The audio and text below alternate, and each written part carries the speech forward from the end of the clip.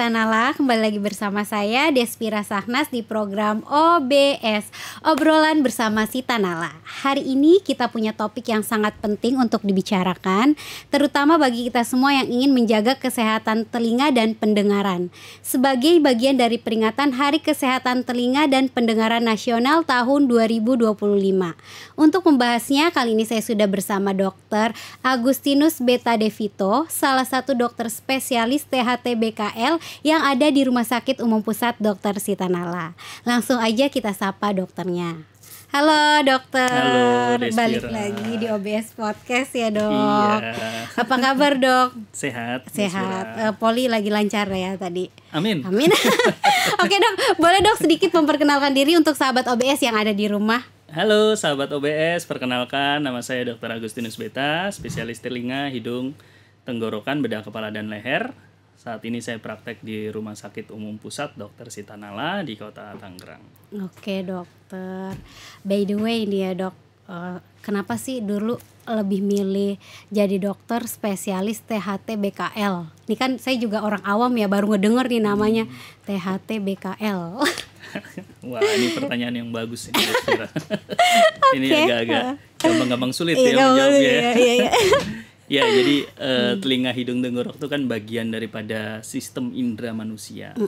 Sehingga memang salah satu kelainan atau penyakit yang kita rasakan atau pasien rasakan, gangguan pada telinga, hidung, tenggorok, termasuk dengan organ di bagian kepala dan leher, tentu itu membuat tidak nyaman ya. Karena itu kan berkaitan dengan gangguan sistem indera ya. Nah, jadi memang berkaitan dengan itu, di samping juga kebutuhan tentang mengenai dokter spesialis ini juga sangat banyak ya untuk menangani itu. Jadi harapannya ketika saya bisa menjadi spesialis di THT BKL, saya bisa membantu banyak orang. Di samping juga kebetulan banyak tindakan juga.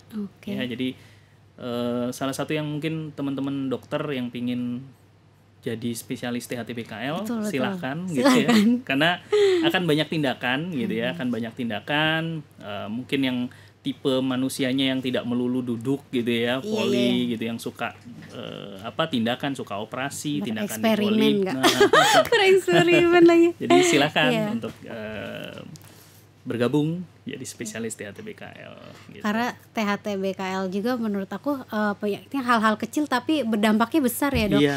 Termasuk telinga kita nih ya. Betul, ibaratnya sekali. Kayak kalau ada gangguan-gangguan sedikit kayak masih bisa dibiarin, padahal mah itu sangat berbahaya sebenarnya ya. Dan tentu tidak nyaman. Betul, apalagi kalau telinga itu indera kita untuk mendengar. Betul. Kalau kita nggak ngedengar gitu kan, itu bahayanya luar biasa ya. Jadi miskomunikasi juga nantinya. Betul. Kan. Benar. Bisa jadi masalah. Jadi besar. Yang kita menurut kecil banget gitu ya. Apa sih nggak dengar kan, jadi emosi. Kalau dipanggil teman, apa terus. Jadi komunikasinya jadi kurang ya dok ya. Betul. Ini juga nih kan menurut dokter nih sebagai dokter spesialis THT BKL, kenapa sih kita harus memperingati Hari Kesehatan Telinga Nasional ini dok? Ya, jadi Hari Kesehatan Telinga Nasional ini memang bertujuan ya untuk untuk melakukan upaya penanggulangan, membantu, termasuk diantaranya ada selain screening, kemudian deteksi dini, evaluasi dan tata laksana bagi mereka atau pasien-pasien ya, atau kepada masyarakat gitu ya, yang memiliki ketulian atau gangguan pendengaran ya. Di samping juga sebagai bentuk promosi awareness kita ya terhadap pentingnya masalah pendengaran ya, pentingnya gangguan mendeteksi atau tata laksana terhadap gangguan pendengaran ya. Salah satunya tadi tuli ya, ada kan gangguan pendengaran cukup banyak ya, dan terutama jelas pada selain yang paling banyak kasusnya kan sebenarnya adalah pada bayi-bayi baru lahir ya, yang ada juga bayi-bayi baru lahir. Ya, justru itu pentingnya, menurut saya adalah pentingnya untuk mendeteksi mereka supaya nanti kelak ketika nanti dia sudah seiring berjalannya usia, tumbuh kembangnya menjadi baik, dan kelak kalau memang terdeteksi gangguan pendengaran bisa segera ditanggulangi sehingga harapannya menjadi pribadi manusia yang produktif. Ya, tidak lagi menjadi manusia pribadi yang serba ketergantungan. Ketergantungan itu juga menjadi masalah di kemudian hari ya. Jadi kalau memang ada gangguan dengar, gangguan tulis, segera dideteksi dari awal gitu ya, pada usia 1 bulan bisa ditanganin. Kalau sekarang berdasarkan WHO yang terbaru, usia 1 bulan itu dideteksi, kemudian 2 bulan mulai evaluasi kembali, 3 bulan kemudian mulai dilakukan penanganan. Jadi gitu. deteksi sejak dini itu udah ada ya dok, Ya, dari sejak bayi. Betul sekali. Jadi penting juga ya memperingati Hari Kesehatan Telinga itu agar kita lebih peduli sama lebih pendengaran, awareness, ya lebih aware, betul. betul. Ini kan membahas masalah kesehatan telinga. Ada jenis-jenis apa aja sih dok? Mungkin juga sahabat OBS nggak tahu di rumah, mungkin bisa dokter jelasin. Aku juga nggak tahu sebenarnya. Yang aku tahu cuma kadang budek gitu kan. Kalau dipanggil temen nggak tahu, cuma apa sih. Jadi kayak gitu terus dok.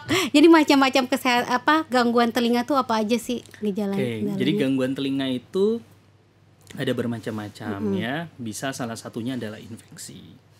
Jadi infeksi itu juga bisa dimulai dari masalah yang paling luar. Kalau kita lihat dari organ telinga itu ada namanya daun telinga ya. Jadi daun telinga bisa terinfeksi ya.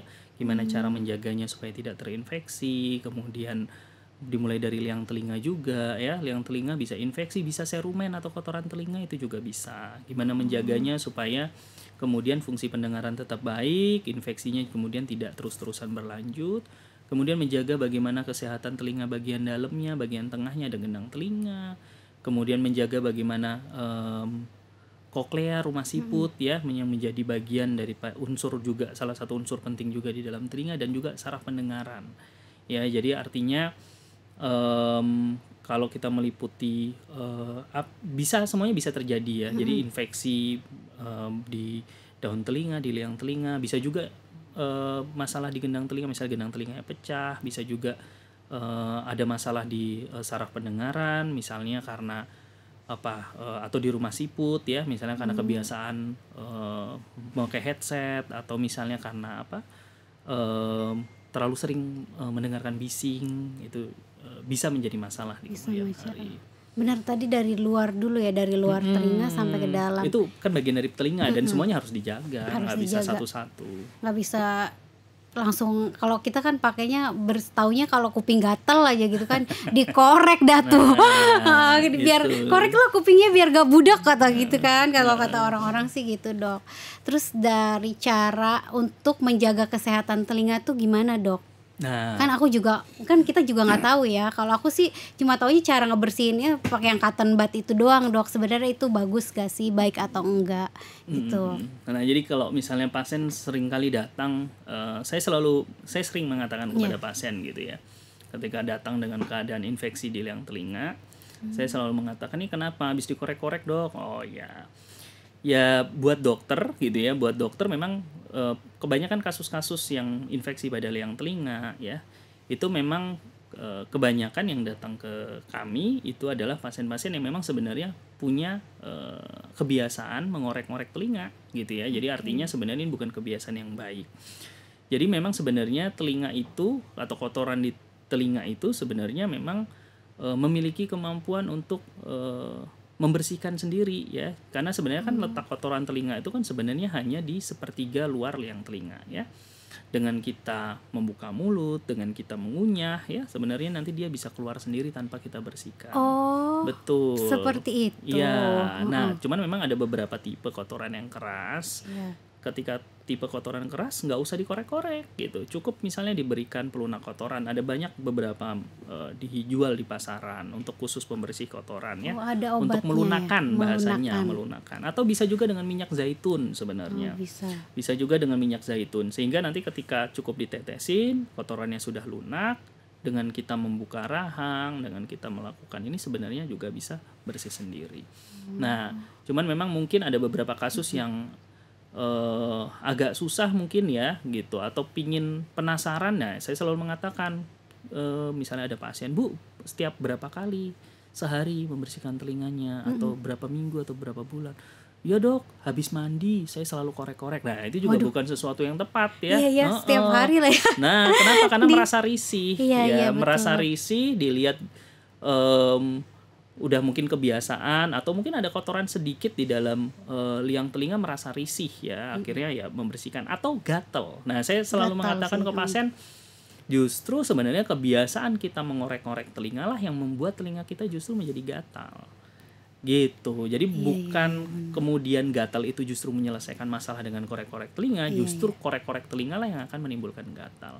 Nah, sehingga idealnya sebenarnya membersihkan telinga baiknya adalah tiap 3, sebenarnya kalau pada anak-anak mungkin 3 atau 6 bulan sekali, tapi memang rata-rata 6 bulan sekali. Sebenarnya kalau pada orang dewasa bisa 6 bulan atau setahun sekali. Jadi bukan setiap minggu, bukan setiap hari dalam membersihkan. Karena telinga juga mempunyai fungsi ya, kotoran telinga ya. Fungsinya apa sih? Fungsi dari kotoran telinga itu adalah menjaga keasaman di telinga itu ya, agar tetap dalam suasana yang asam.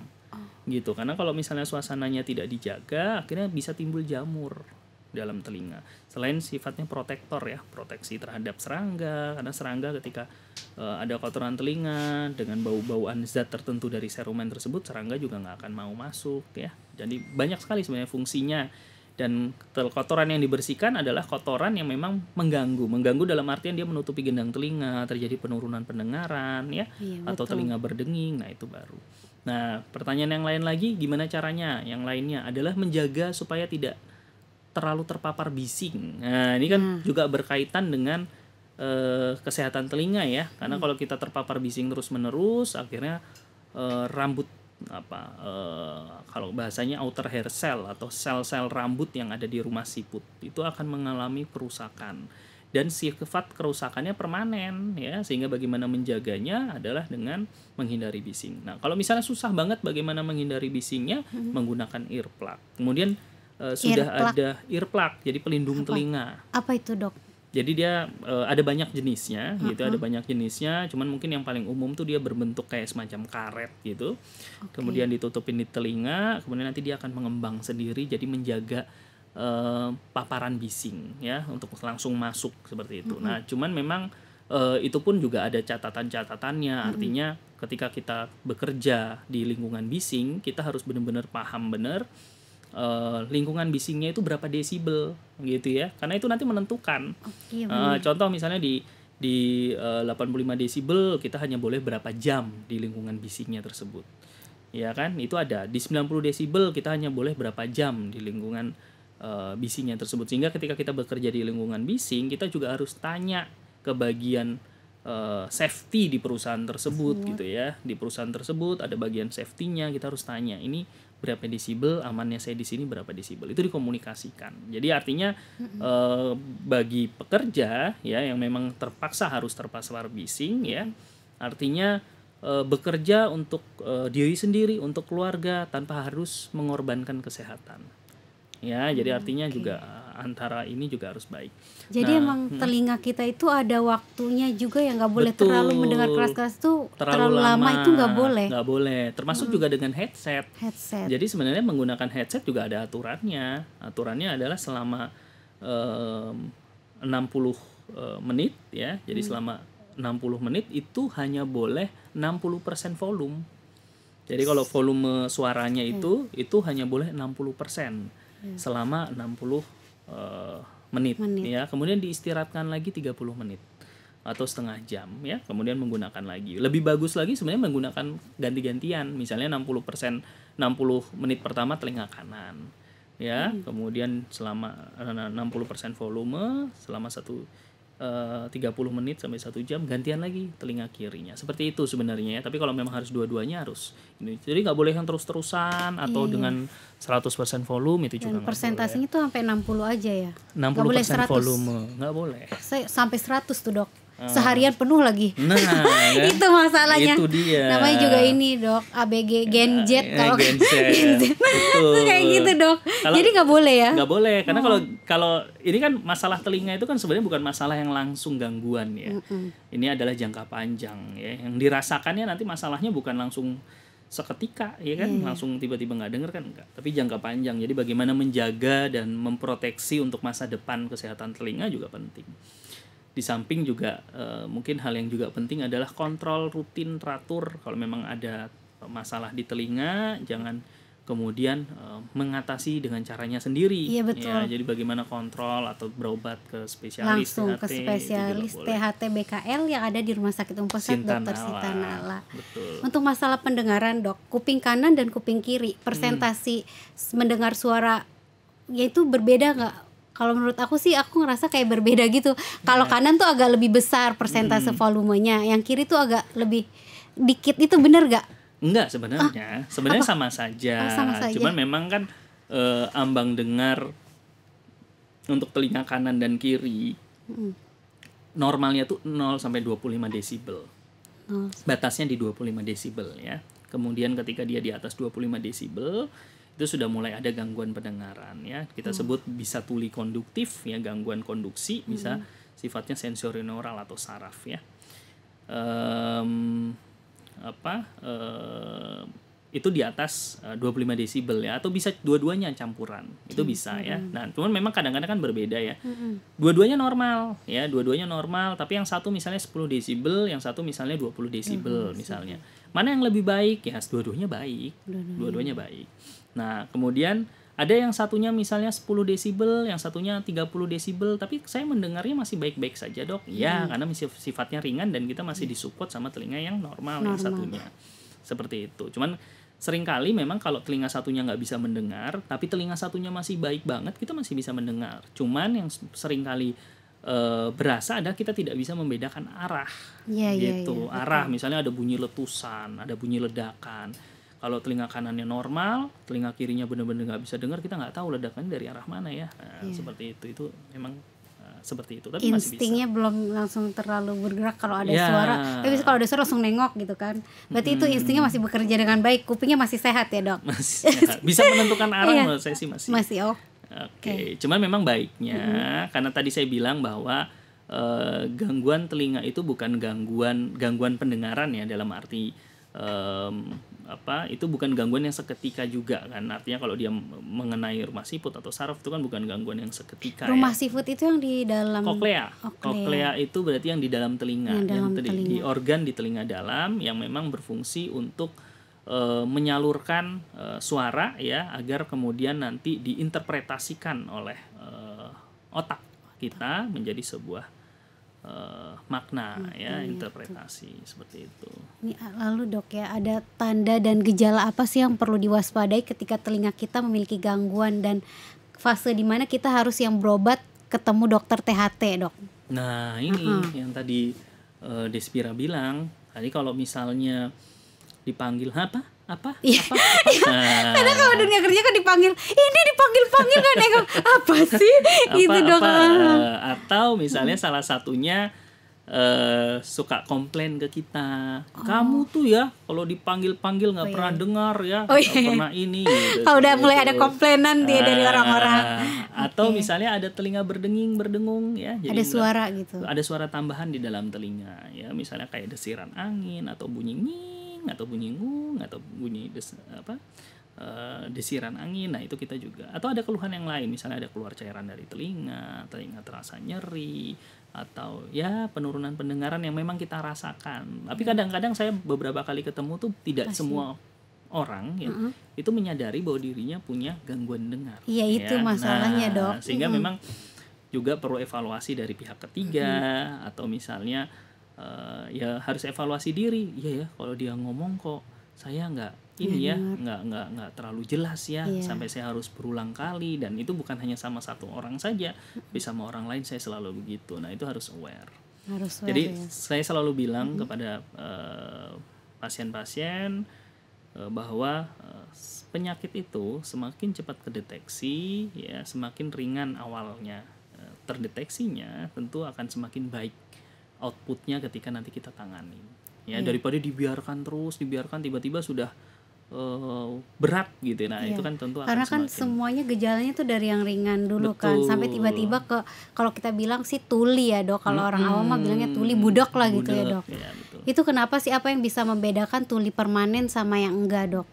Apa ada jenisnya juga masalah tuli dan budok itu? Untuk sahabat OBS di rumah biar tahu dok, kan saya juga orang awam nggak ngerti dok, saya taunya budek aja gitu dok. Oke, jadi tuli itu ada yang tadi saya jelasin, ada tuli yang sifatnya konduksi, ada tuli yang sifatnya sensorineural.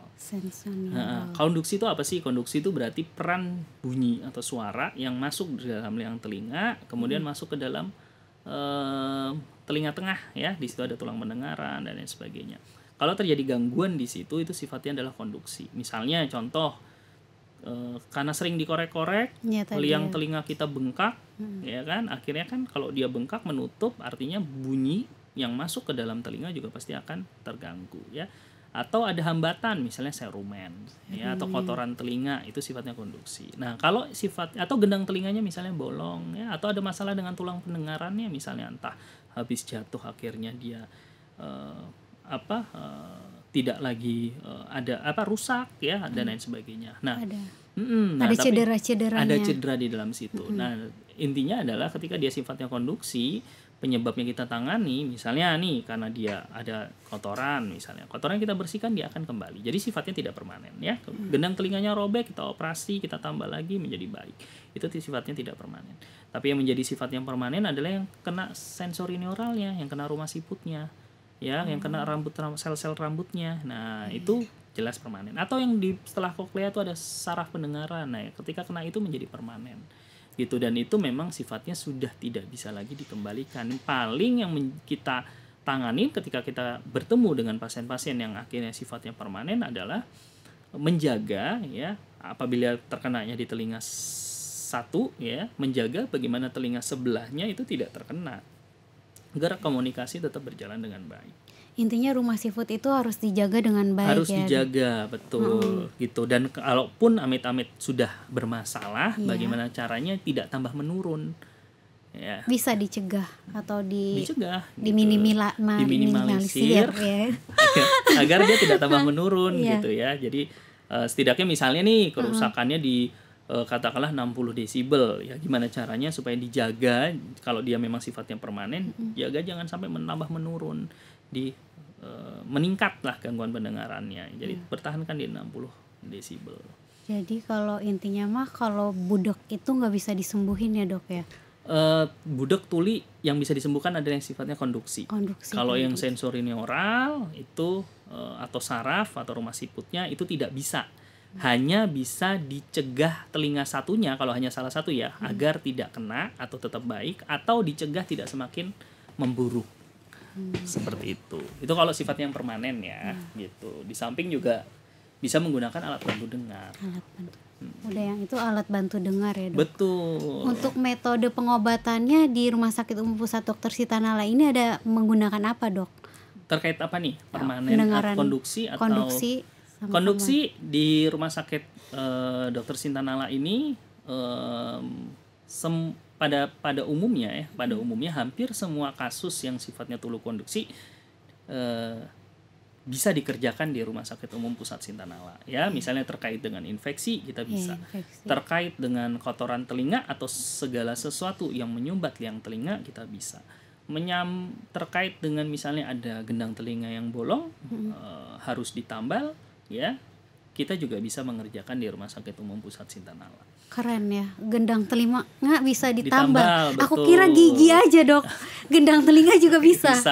Aduh. Bisa, betul. Ada kasusnya dok? Cukup banyak. Cukup banyak. Beberapa hari yang lalu, 2 hari yang lalu juga mengerjakan kasus yang sama. Kebetulan di sini gitu ya, jadi cukup sering. Itu faktornya karena apa dok, gendang telinganya berlubang? Faktor infeksi bisa. Awalnya infeksi ya? Infeksi, betul. Infeksi bisa, trauma bisa, itu bisa. Jadi harus memang hati-hati ya. Betul. Kalau ada infeksi sedikit jangan diabaikan gitu dok. Betul. Ya. Soalnya ngedenger sampai gendang telinga bolong gitu kan. Kalau saya orang awam ngeliat kayak ngeri banget gitu dok. Oh bener ya, harus benar-benar dicegah lah ya. Betul. Kalaupun permanen juga ada, kita bisa merekomendasikan untuk ke hearing vision ya. Hearing vision itu kayak pusat pendengaran seperti itu. Kebetulan di Rumah Sakit Umum Pusat Sitanala juga ibaratnya bisa membantu mengarahkan untuk mencarikan solusi terhadap gangguan pendengaran yang sifatnya permanen. Apa sih itu pemeriksaan pendengaran dok? Dan yang memang yang harus melakukannya dokter THT bukan dokter-dokter biasa gitu ya dok ya. Mungkin bisa dijelasin. Jadi pemeriksaan pendengaran tuh ada banyak Mbak Despira ya. Kalau pada anak-anak atau bayi baru lahir itu kita punya BERA ya. Jadi ada semacam pemeriksaan khusus, ada juga OAE, ada juga timpanometri ASSR, namanya seperti itu. Dan itu juga bisa men-screening ya pada anak-anak kecil ya, pada bayi baru lahir ya, atau pada mereka anak-anak yang memang tidak kooperatif dan belum paham ya tentang instruksi. Nah, kalau sudah paham instruksi, sudah mendekati dewasa ya, sudah paham, kita ada pemeriksaan audiometri. Ya, audiometri itu membunyikan jadi dia semacam kita membunyikan bunyi khusus ya dari frekuensi tertentu sampai frekuensi tertentu dengan kekerasan tertentu bunyinya. Itu kemudian ketika pasien atau yang diperiksa itu mendengar, itu menekan, jadi kita tahu responnya gitu ya. Jadi ada teknik khusus yang juga bisa dilakukan di Rumah Sakit Umum Pusat Sitanala. Itu juga termasuk teknologi terbaru yang ada di Rumah Sakit Umum Pusat Dr. Sitanala. Kita punya alatnya, tetapi bukan teknologi terbaru juga sebenarnya. Iya. Kalau kan baru dengar audiometri.